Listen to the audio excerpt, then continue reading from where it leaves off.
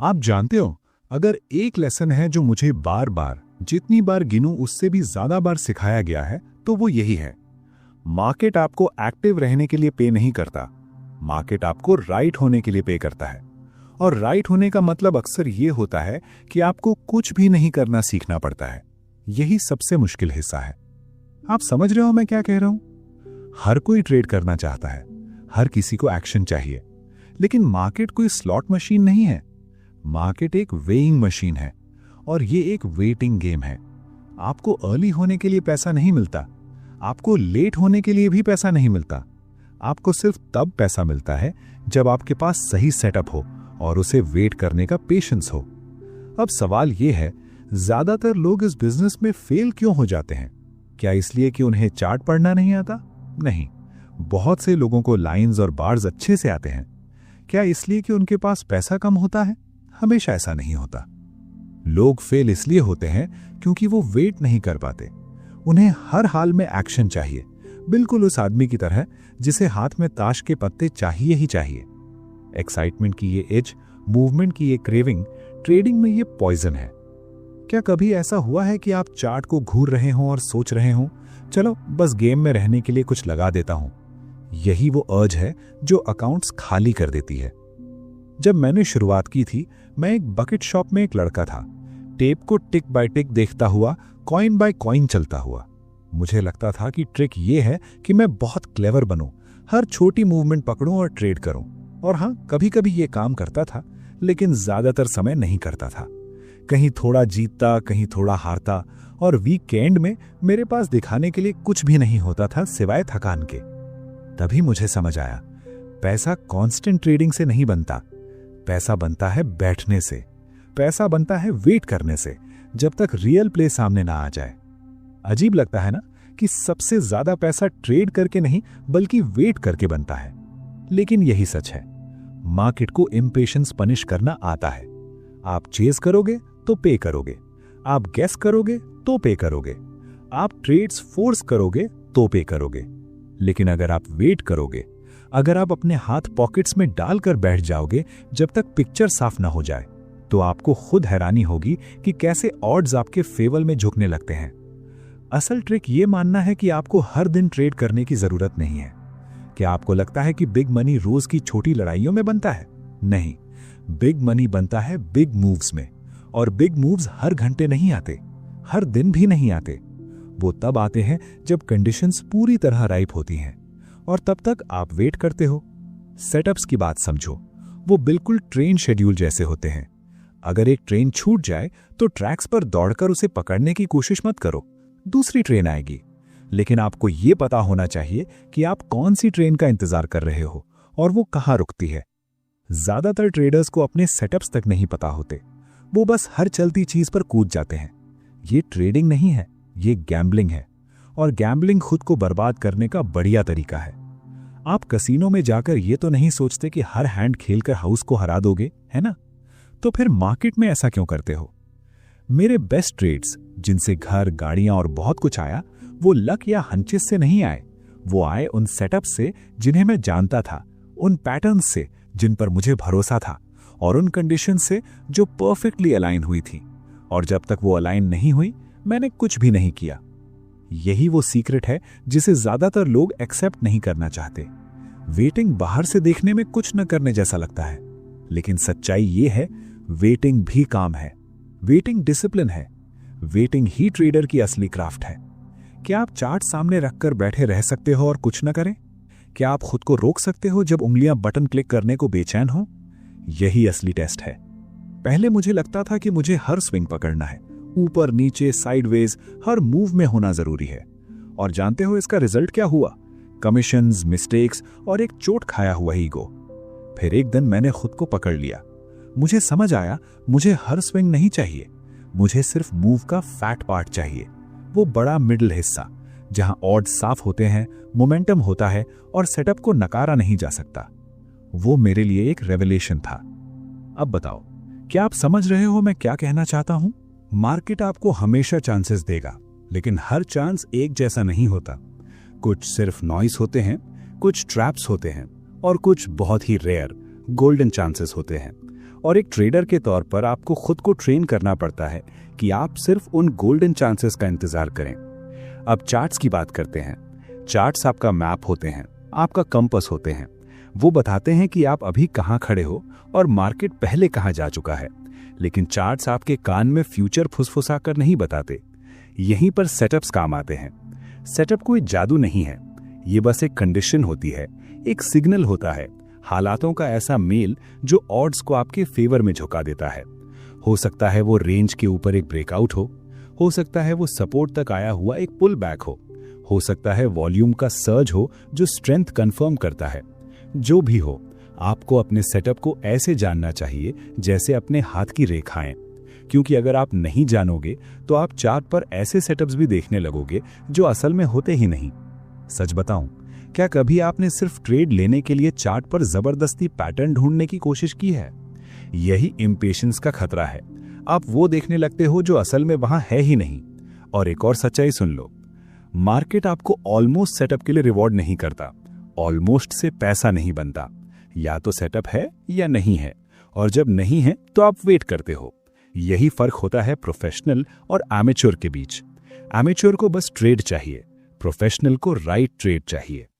फर्क समझ आ रहा है? मैं एक एग्जांपल देता हूं। एक बार मैंने एक स्टॉक में सही बेस बनने के लिए हफ्तों तक वेट किया। हर दिन थोड़ा हिलता था, टीज करता था, लेकिन रेडी नहीं था। मेरे आसपास के लोग बोले, जैसी तुम मूव्स मिस कर रहे हो, लेकिन मुझे पता था मैं क्या कर रहा हूं। फिर एक दिन वॉल्यूम बढ़ा, लाइन टूटी और सेटअप बिल्कुल परफेक्ट था। मैंने स्ट्रॉन्ग एंट्री ली। वो एक ट्रेड दर्जन भर छोटे ट्रेड से ज्यादा कमा कर दे गया।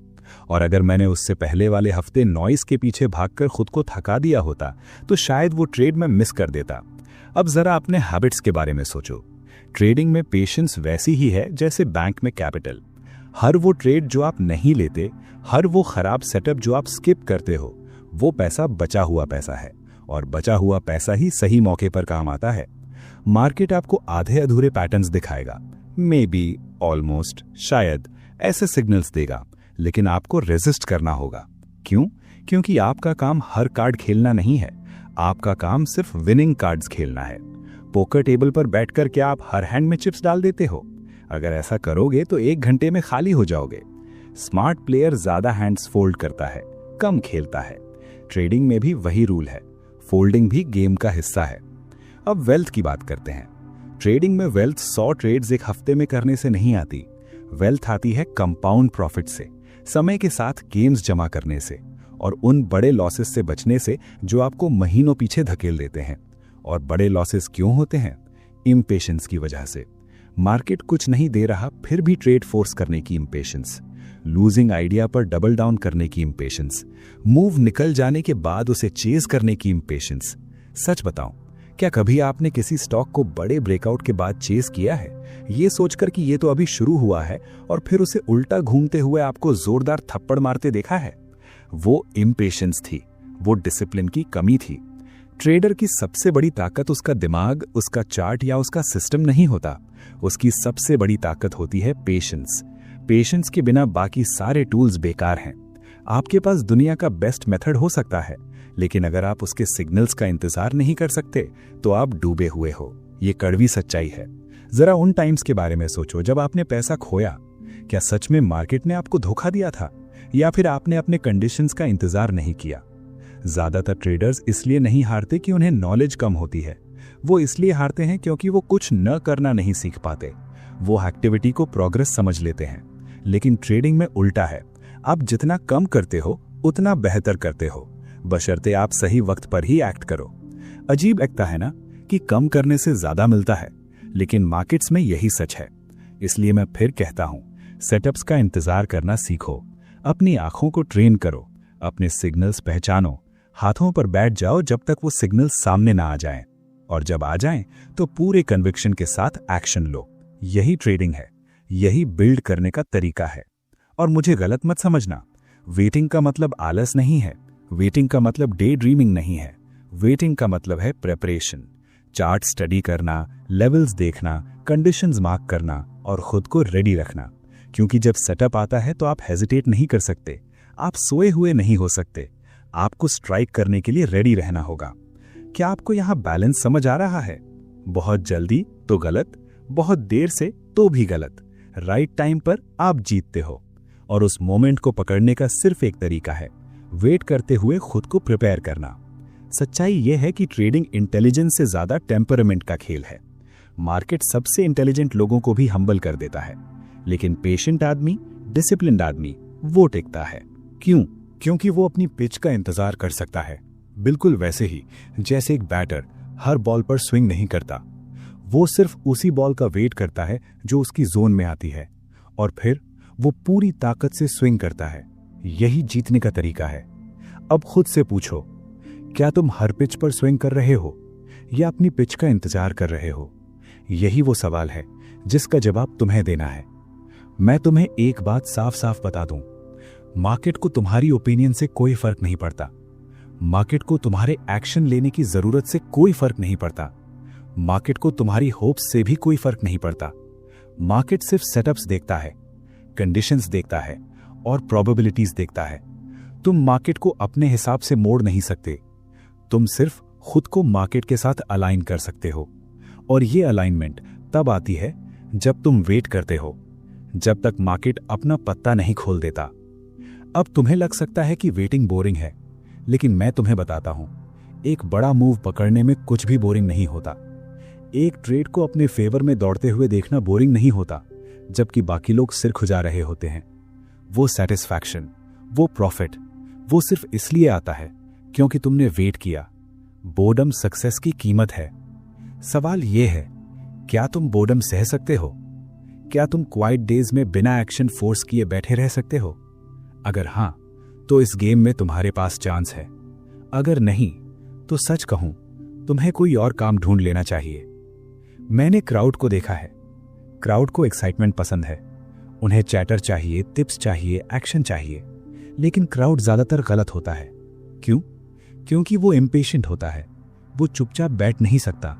उसे हमेशा कुछ ना कुछ करते रहना होता है, और इसी वजह से क्राउड हारता है। अगर तुम्हें जीतना है तो तुम्हें उल्टा करना सीखना होगा। भीड़ से अलग खड़े हो, पेशेंट बनो, अपने सेटअप्स का इंतजार करो। क्या ये लॉजिकल नहीं है कि अगर मेजॉरिटी लोग हारते हैं तो तुम्हें मेजॉरिटी से अलग एक्ट करना पड़ेगा? और याद रखो, पैसा बड़े स्विंग्स में बनता है, बड़ी कैंपेन्स में बनता है। वेल्थ वहां से आती है। पैसे छोटे छोटे पेनीज खुरचने से नहीं, नॉइस को स्कैल्प करने से नहीं। बिग मनी आता है एक रियल मूव पहचानने से और उसे राइड करने से। लेकिन उसे राइड करने के लिए सबसे पहले उसका वेट करना पड़ता है, और ज्यादातर लोग वेट नहीं कर पाते। उन्हें थ्रिल अभी चाहिए, प्रॉफिट अभी चाहिए, और इसी वजह से वो बड़े मूव्स मिस कर देते हैं, क्योंकि वो छोटे मूव्स के पीछे भागते रहते हैं। तो मैं तुमसे पूछता हूं, तुम एक्साइटमेंट चाहते हो या वेल्थ? तुम बिजी फील करना चाहते हो या राइट होना चाहते हो? क्योंकि ये दोनों एक साथ नहीं मिलते। एक्साइटमेंट के लिए ट्रेडिंग करना एक लूजिंग गेम है। सेटअप्स के लिए ट्रेडिंग करना एक विनिंग गेम है। और हर दिन मार्केट तुम्हारे कान में छोटे छोटे टेस्ट फुसफुसाता है। ये रहा एक छोटा मूव, चाहिए? ये रहा एक फॉल्स ब्रेकआउट, चेज करोगे? ये सेटअप ऑलमोस्ट रेडी है, जल्दी कूदोगे? हर दिन तुम्हारा डिसिप्लिन टेस्ट होता है। तुम उन टेस्ट्स में फेल होते हो या पास करते हो। यही तय करता है इस बिजनेस में तुम्हारा फ्यूचर। सबसे कठिन लेसन यही है, प्रॉफिटेबल होने के लिए एक्टिव होना जरूरी नहीं है। सक्सेसफुल होने के लिए क्लेवर होना जरूरी नहीं है। तुम्हें बस पेशेंट, डिसिप्लिन्ड और रेडी होना है। सेटअप्स आएंगे, वो हमेशा आते हैं। सवाल ये है, जब वो आएंगे, क्या तुम वहां पैसे हाथ में और दिमाग कंट्रोल में लेकर मौजूद रहोगे, या फिर इम्पेशंस में तुम अपना कैपिटल और अपना कॉन्फिडेंस दोनों गवा चुके होगे? यही वो चॉइस है जिसका सामना हर ट्रेडर हर सिंगल डे करता है। जब मैं कहता हूं कि वीक हैंड्स फोल्ड करना राइट अपॉर्चुनिटीज के लिए कैपिटल बचाता है, तो मैं ये बहुत प्रैक्टिकल और हार्ड लर्न तरीके से कह रहा हूं। ये बिजनेस किसी कार्ड टेबल से अलग नहीं है। मूर्ख आदमी हर हैंड खेलता है क्योंकि उसे लगता है जीतने के लिए हर समय गेम में रहना जरूरी है। समझदार आदमी ज्यादा फोल्ड करता है, कम खेलता है, क्योंकि उसे पता है कि असली टेस्ट ये नहीं है कि तुम कितने हैंड्स खेलते हो, बल्कि ये है कि तुम कितने हैंड्स अवॉइड करते हो। अब फर्क समझ आ रहा है? ट्रेडिंग में पहले सर्वाइवल आता है, प्रॉफिट बाद में। और सर्वाइवल निर्भर करता है इस बात पर कि तुम अपने स्टेक को कितना प्रोटेक्ट कर पाते हो। हर वो डॉलर जो तुम्हें गलत ट्रेड में डालते हो, वो डॉलर तुम तब यूज नहीं कर पाओगे जब असली ट्रेड सामने आएगा। जरा इस पर सोचो, क्या यही इस गेम की सबसे ज्यादा ओवरलुक्ड सच्चाई नहीं है? तुम्हारे पास एमिनेशन सीमित होती है और उसे वीक सेटअप्स पर बर्बाद करना सबसे तेज तरीका है खुद को जंग से बाहर कर लेने का, लड़ाई शुरू होने से पहले ही। मार्केट को इससे कोई मतलब नहीं है कि तुम किसी पोजीशन में जाने के लिए कितनी ज्यादा बेचैनी महसूस कर रहे हो। मार्केट सिर्फ प्रोबेबिलिटीज देखता है, और प्रोबेबिलिटीज कभी भी उस ट्रेडर के फेवर में नहीं होती जो जबरदस्ती वीक हैंड्स खेलने पर अड़ा रहता है। मैंने लोगों को देखा है जो बिल्कुल गैम्बलर्स की तरह ट्रेड करते हैं, हर पॉट में चिप्स फेंकते हुए, ये सोचते हुए कि कांस्टेंट एक्शन किसी तरह ऑड्स को उनके फेवर में झुका देगा। लेकिन मार्केट कोई कसीनो नहीं है और तुम लक के खिलाफ नहीं खेल रहे हो। तुम ट्रेड कर रहे हो ह्यूमन इमोशंस, क्राउड साइकोलॉजी और सप्लाई डिमांड के खिलाफ। और जब सेटअप नहीं होता, जब पैटर्न साफ नहीं होता, जब ऑड्स अलाइन नहीं होते, तो तुम्हें फोल्ड करना होता है। क्या तुम ये कर सकते हो? क्या तुम चार्ट को चलता हुआ देखकर भी उसे चेज करने की अर्ज को रोक सकते हो? यही सबसे मुश्किल चीज है ज्यादातर लोगों के लिए। कैपिटल प्रिजर्व करना सिर्फ पैसे बचाने का नाम नहीं है, यह है अपनी कॉन्फिडेंस, अपनी क्लैरिटी और अपनी डिसिप्लिन को बचाकर रखना। हर हफ्ते हर वो ट्रेड जो लॉस में खत्म होता है, तुम्हारे मेंटल रिजर्व्स को थोड़ा थोड़ा खा जाता है। वो सिर्फ डॉलर्स नहीं लेता, वो तुम्हारा पेशेंस भी खा जाता है। और फिर तुम डेस्परेट हो जाते हो वो पैसा वापस जीतने के लिए। डेस्परेशन ट्रेडर्स का कब्रिस्तान है। कितनी बार तुमने खुद को देखा है कि सिर्फ ब्रेक इवन होने के लिए अच्छे पैसे खराब के पीछे फेंक दिए? वो स्पाइरल शुरू होता है उस एक वीक हैंड से जिसे तुम फोल्ड नहीं कर पाए। मुझे याद है ऐसे कई मौके जब मेरी जेब में कैश था और टेप टेम्पटिंग लग रही थी, लेकिन सही नहीं थी। पुराना मैं बस मार्केट में जिंदा महसूस करने के लिए शॉर्ट ले लेता और 10 में से 9 बार उसकी कीमत चुकानी पड़ती। समझदार मैं पीछे हटना सीख गया। लूजिंग पोजीशन में फंसकर खुद को बेबस महसूस करने से बेहतर है कैश में बैठकर थोड़ा स्टूपिड दिखना। क्या तुम्हें पावर का फर्क दिख रहा है? कैश पावर है, बैड ट्रेड वीकनेस है। हर बार जब तुम फोल्ड करते हो, तुम अपनी पोजीशन मजबूत करते हो। हर बार जब तुम फोर्स करते हो, तुम उसे कमजोर करते हो। ज्यादातर ट्रेडर्स को साइडलाइंस पर रहना पसंद नहीं होता। उन्हें लगता है कि पैसा हमेशा काम करता रहना चाहिए। लेकिन सच्चाई यह है, कैश भी एक पोजीशन है। कभी कभी सबसे अच्छी पोजीशन कोई पोजीशन न होना ही होती है। जब तुम वीक हैंड्स फोल्ड करते हो तो तुम कैश पकड़े रहते हो और वही कैश तुम्हारी एमिनेशन होती है। यही चीज तुम्हें जिंदा रखती है जब तक स्ट्रॉन्ग सेटअप सामने नहीं आ जाते। और जब वो स्ट्रॉन्ग सेटअप्स आते हैं तो तुम्हें खुशी होगी कि तुमने अपना पाउडर ड्राई रखा। तुम हर मूव नहीं पकड़ सकते और तुम्हें कोशिश भी नहीं करनी चाहिए। मार्केट नॉइज से भरा हुआ है, half moves, fall starts, fake breakout से भरा हुआ है। अगर तुम सबको चेज करोगे तो खुद को धीरे धीरे ब्लीड कर दोगे। वीक हैंड्स फोल्ड करने का मतलब है हर समय राइट होने की जरूरत छोड़ देना। इसका मतलब है मान लेना कि हर अपॉर्चुनिटी तुम्हारे लिए नहीं होती। क्या इससे ईगो को चोट लगती है? लगनी चाहिए, क्योंकि ट्रेडिंग ईगो का खेल नहीं है, ये डिसिप्लिन का खेल है। मैं तुम्हें एक बात बताता हूं, मेरे जीवन के सबसे बड़े ट्रेड्स जिन्होंने मुझे आगे बढ़ाया, वो सिर्फ इसलिए संभव हुए क्योंकि मेरे पास कैपिटल रेडी था। और वो कैपिटल रेडी सिर्फ इसलिए था क्योंकि मैंने उसे पहले वीक सेटअप्स पर बर्बाद नहीं किया। वीक हैंड्स फोल्ड करना मिसिंग आउट के बारे में नहीं है, ये खुद को प्रिपेयर्ड रखने के बारे में है। वरना इस गेम में वेल्थ कैसे बनेगी? क्या तुम्हें लगता है स्क्रैप्स के पीछे भागने से वेल्थ बनती है? नहीं, वेल्थ बनती है मीट पकड़ने से। और अगर तुम स्क्रैप्स पर जीते रहोगे तो मीट पकड़ने की ताकत कभी नहीं बचेगी। स्मॉल लॉस को इनसिग्निफिकेंट समझना आसान है, स्मॉल मिस्टेक को हार्मलेस समझना आसान है। लेकिन उन्हें एक के बाद एक जोड़ दो और बहुत जल्दी तुम ऐसे गड्ढे में होगे जहां से निकलना मुश्किल होगा। वीक हैंड सिर्फ पैसा नहीं लेते, वो हैबिट्स बनाते हैं। हर बार जब तुम वीक हैंड खेलते हो तुम इंपेशेंस को मजबूत करते हो। हर बार जब तुम उसे फोल्ड करते हो तुम डिसिप्लिन को मजबूत करते हो। अब खुद से पूछो, तुम कौन सी हैबिट बनाना चाहते हो और लॉन्ग रन में कौन सी हैबिट तुम्हें सच में अमीर बनाएगी?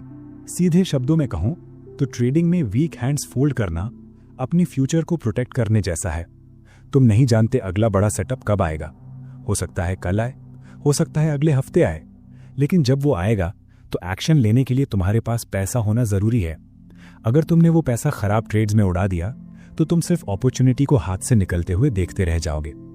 कितनी बार तुमने खुद से कहा है, काश अभी मेरे पास कैपिटल होता तो मैं ये ट्रेड ले लेता। यही वीक हैंड्स की सजा है, यही इम्पेशंस की कीमत है। और खुद को ये सोचकर धोखा मत दो कि कोई बात नहीं, मैं वापस कमा लूंगा।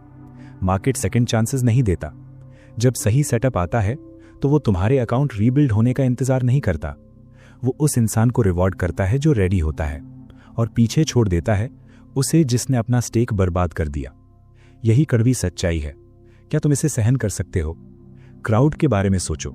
क्राउड को हमेशा अंदर घुसना होता है। क्राउड फोल्ड नहीं कर पाता, वो चेस करता है, होप करता है, चिपका रहता है, और क्राउड हमेशा हारता है।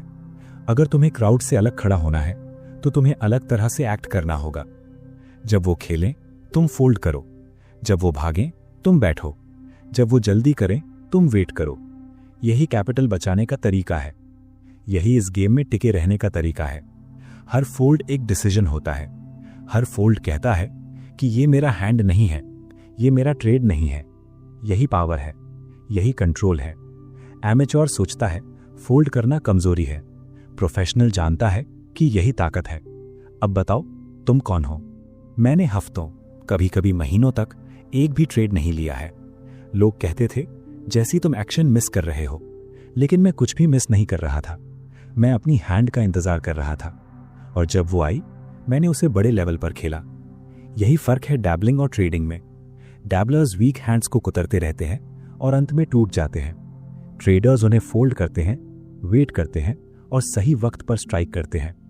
वीक हैंड्स तुम्हारे कान में फुसफुसाते हैं। शायद इस बार वो ऑलमोस्ट सही लगते हैं, ऑलमोस्ट रेडी लगते हैं, लेकिन ऑलमोस्ट से पैसा नहीं बनता। ऑलमोस्ट सेटअप्स वही होते हैं जिनसे ब्रोकर्स अमीर बनते हैं और ट्रेडर्स गरीब। वीक हैंड्स फोल्ड करने का मतलब है तुम ये समझते हो कि ऑलमोस्ट काफी नहीं है, या तो ट्रेड सही है या नहीं है, और अगर नहीं है तो पैसा जेब में ही रहता है। क्या ये सबसे सिंपल रूल नहीं है, और फिर भी सबसे मुश्किल फॉलो करने वाला? कैपिटल प्रिजर्व करना ग्लैमरस नहीं होता, इसमें एक्साइटमेंट नहीं होती। वीक हैंड फोल्ड करने से दिल तेज नहीं धड़कता, लेकिन यही वो हैबिट है जो टिकने वालों को जल्दी जलकर खत्म हो जाने वालों से अलग करती है। एक्साइटमेंट गैम्बलर्स के लिए है, वेल्थ ट्रेडर्स के लिए।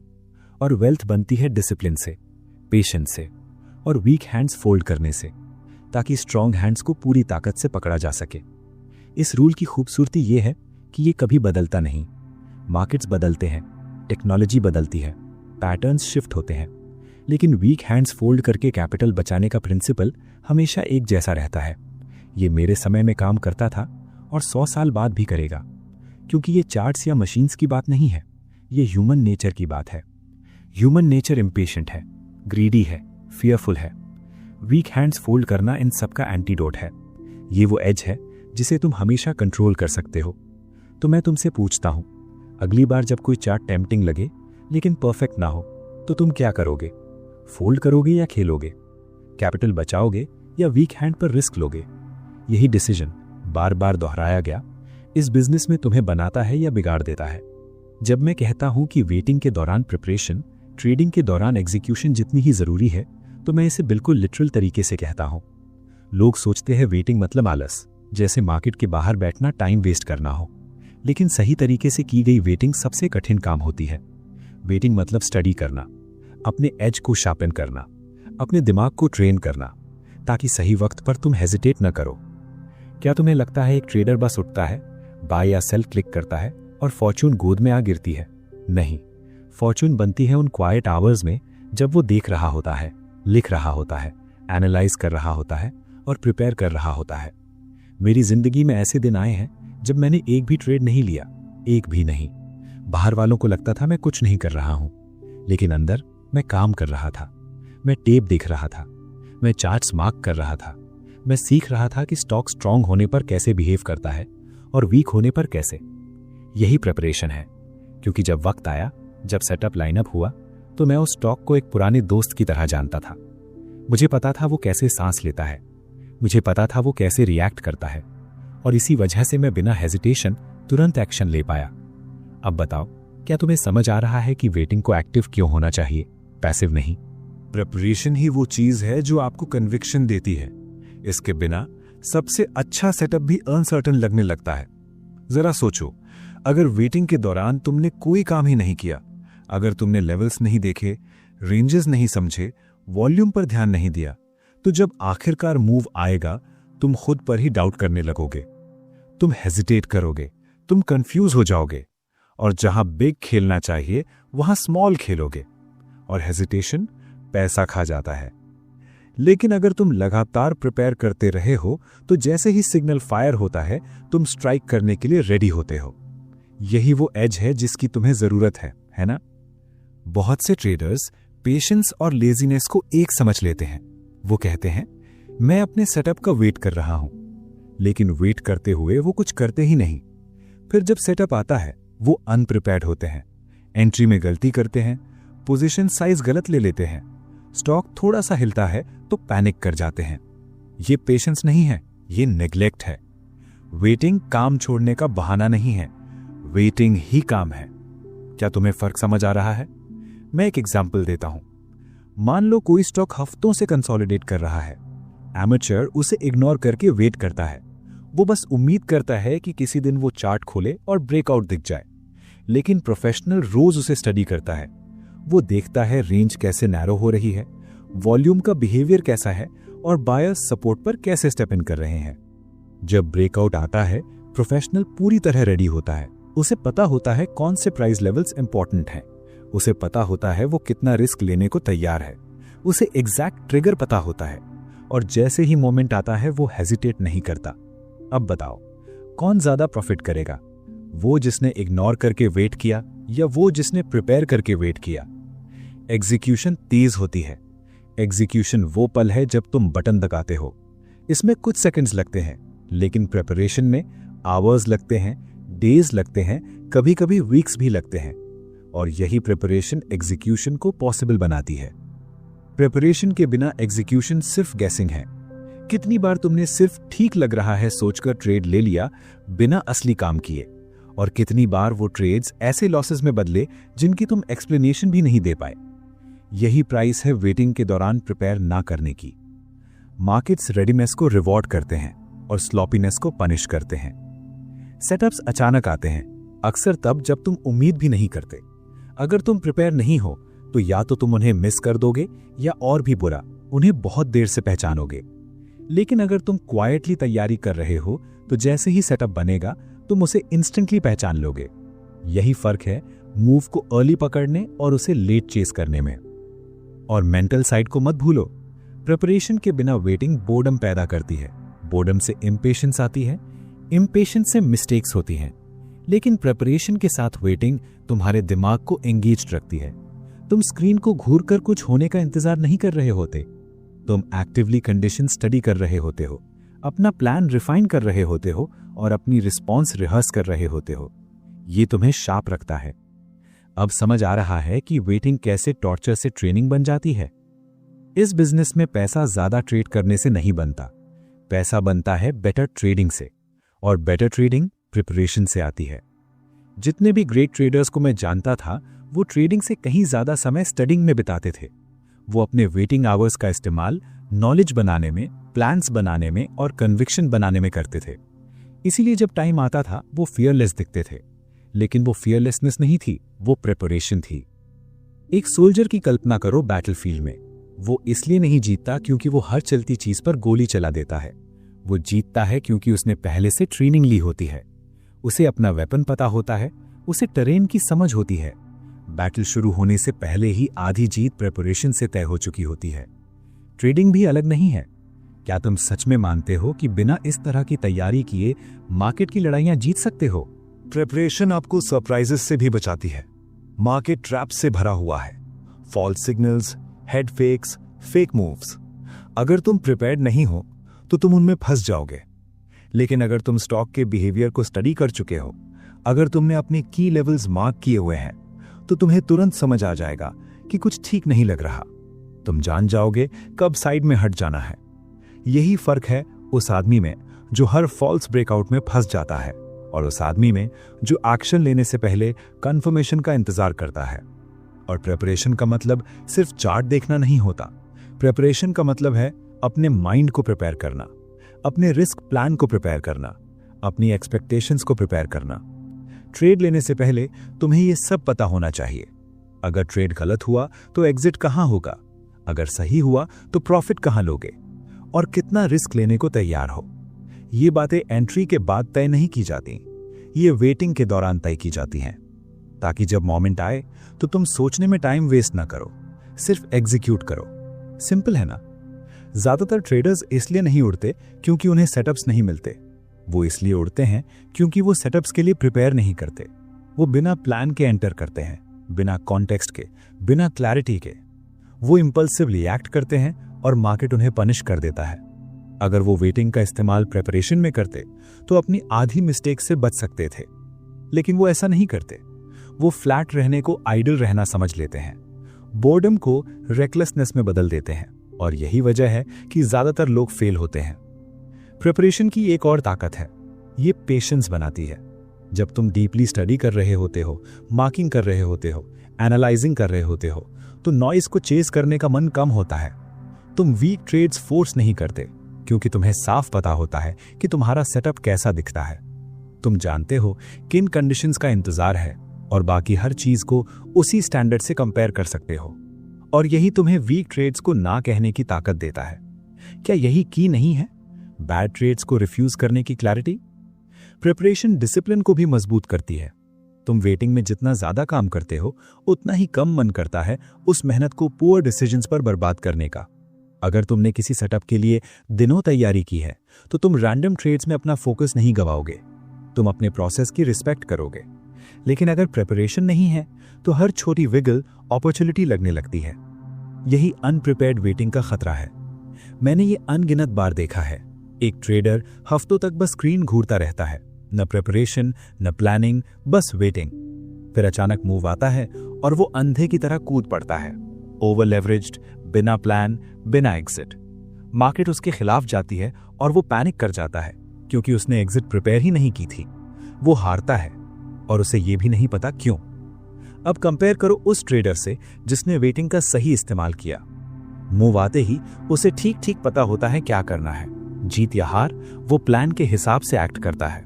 बताओ लॉन्ग रन में कौन सर्वाइव करेगा? एग्जीक्यूशन को सारी ग्लोरी मिलती है, लेकिन असली काम प्रिपरेशन में होता है। वेटिंग के दौरान प्रॉफिट्स दिखते नहीं हैं, लेकिन वो वहां होते हैं, डिसिप्लिन में छिपे हुए, मिस्टेक्स से बचने में, क्लैरिटी में। प्रॉफिट्स बाद में दिखाई देते हैं जब एग्जीक्यूशन फास्ट और क्लीन होता है, क्योंकि प्रिपरेशन थॉरो होती है। मार्केट हर दिन तुम्हारा टेस्ट लेता है। क्या तुम वेट कर सकते हो? क्या तुम प्रिपेयर कर सकते हो? क्या कुछ ना हो रहा हो तब भी डिसिप्लिन होल्ड कर सकते हो? ज्यादातर ट्रेडर्स इन टेस्ट्स में फेल हो जाते हैं क्योंकि वो वेटिंग को वेस्टेड टाइम समझते हैं। लेकिन अगर तुम वेटिंग को वर्किंग टाइम मान लो तो तुम टेस्ट पास कर लेते हो, और वही टेस्ट पास करना तुम्हें गेम में इतना लंबा टिकाए रखता है कि तुम जीत सको। वेल्थ सिर्फ ट्रेड्स जीतने से नहीं बनती, वेल्थ उतनी ही, शायद उससे भी ज्यादा, उससे बनती है जो तुम नहीं खोते। पर्सपेक्टिव शिफ्ट समझ आ रहा है? हर वो ट्रेड जो तुम नहीं लेते, अगर वो लो क्वालिटी अननेसेसरी सेटअप है तो वो वेल्थ बिल्डिंग का एक्ट है। जब मैं पीछे देखता हूं उन कैंपेन्स को जिनसे मैंने पैसा बनाया, वो एंडलेस एक्टिविटी से नहीं बने, वो बने सिलेक्टिविटी से, ज्यादा बार ना कहने से, हां से कम, एक्शन की अर्ज को रेजिस्ट करने से।